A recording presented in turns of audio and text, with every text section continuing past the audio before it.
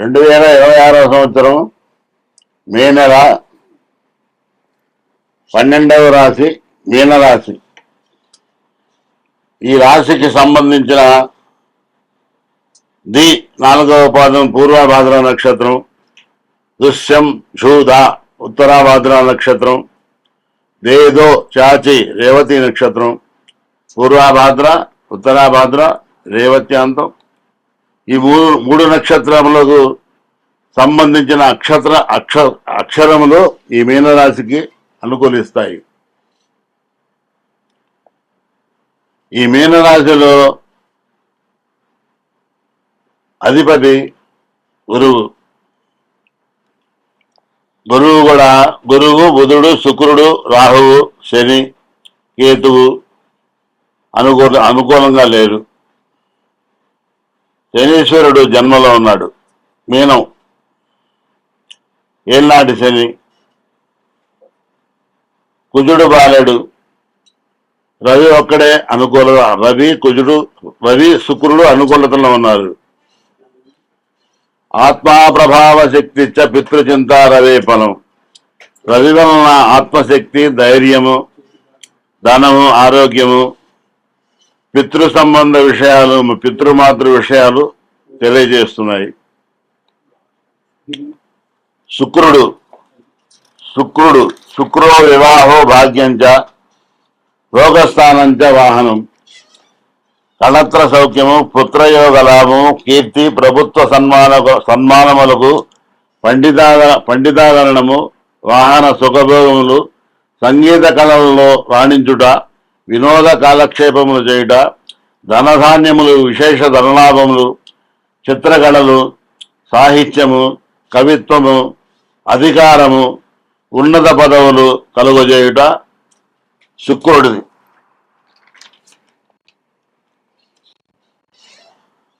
ఈ పాపులు 5 శని, కుజుడు, బుధుడు, కేతువు, రాహు. ఈ గ్రహాలకు తగిన శాంతులు, పూజలు చేపించుకోవాల్సిందిగా ప్రార్థన. నా పేరు పానుగంటి వెంకటేశ్వరరావు. నా నెంబరు 8179551467. గాయత్రి జ్యోతిష్యాలయం.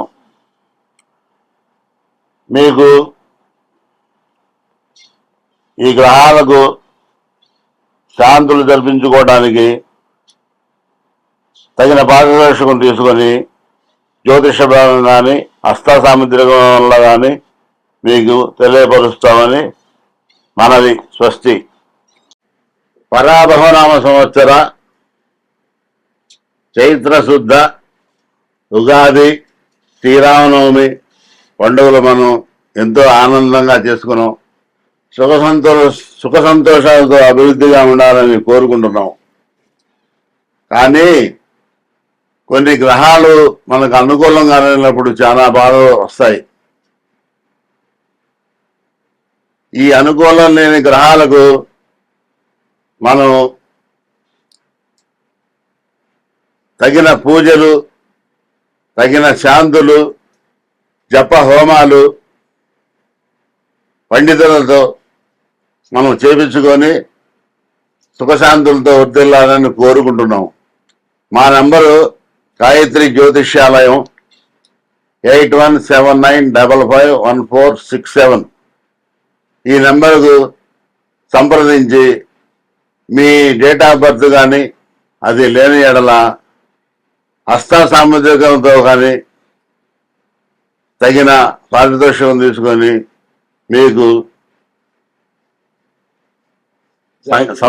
మిమ్మల్ని మీ జాతకానికి అనుకూలత చేయగలరని ప్రార్థిస్తున్నాం.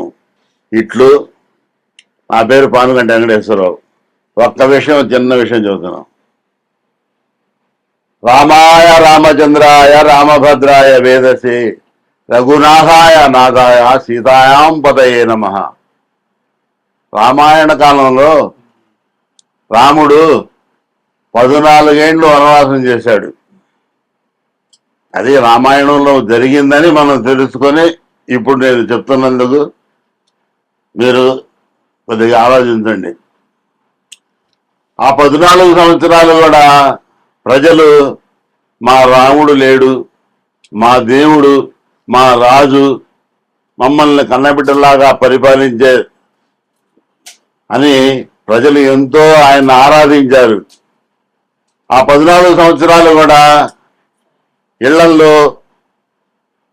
సంసారాలు కానీ, వాళ్ళకి పెళ్ళిళ్ళు కానీ, సంతోషాలతో ఉండటం కానీ వాళ్ళు అనుభవించరా.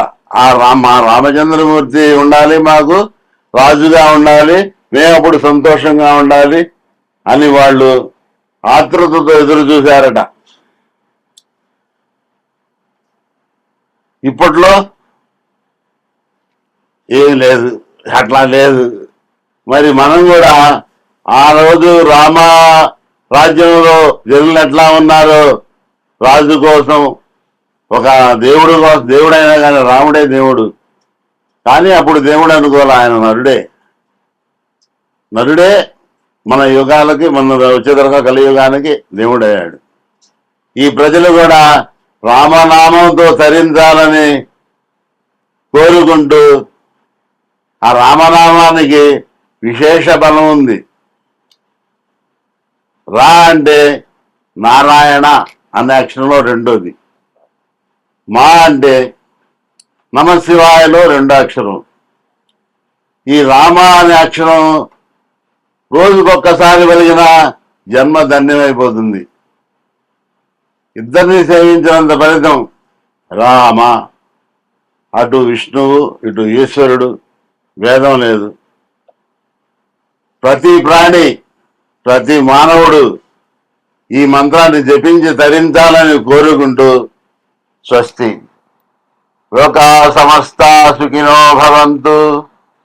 ఓం శాంతి శాంతి శాంతి. సర్వే జనా సుఖినో భవంతు.